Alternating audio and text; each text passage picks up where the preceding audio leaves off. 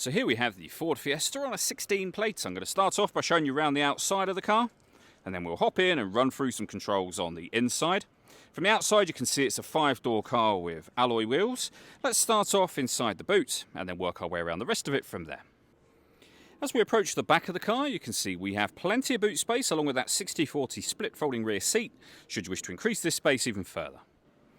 Okay, so we're just going to work our way back around to the front of the car and then we'll hop in and run through some controls on the inside. But now that we've done a full circle of it, you can see it's in lovely condition the whole way round.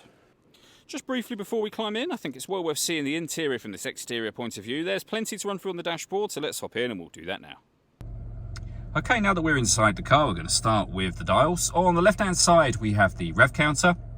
On the right-hand side, we have the speedometer. In the middle at the bottom, the fuel gauge. And then above that, the main trip computer, which includes the total miles for this car. They are 41,070. You can change the information that's displayed there by pressing a button on the end of the indicator stalk for various bits of trip computer and fuel economy information.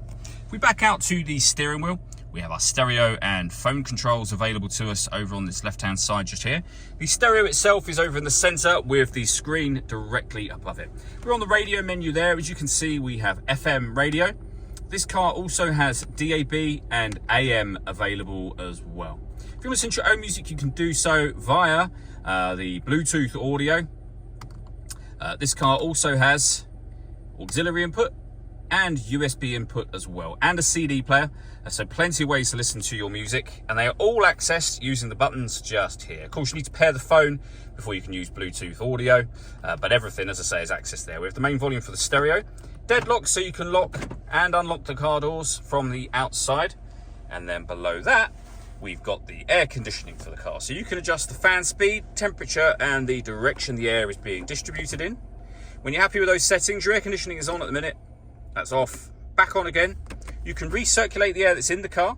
That's a great way of heating it up or cooling it down quickly in here, depending on the temperature you've set over on this right-hand side. We've also got a heated rear screen and a proper heated front screen as well.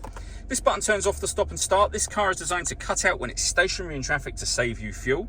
The system is turned off when that light shows. We then have a 5-speed manual gearbox, a 12-volt charging socket, along with our auxiliary and USB inputs. All that leaves me to say is thank you for taking the time to watch this video. If you'd like to come and see the car for yourself and have a test drive, please feel free to give us a call here at Surrey Specialist Cars. We'd love to hear from you soon.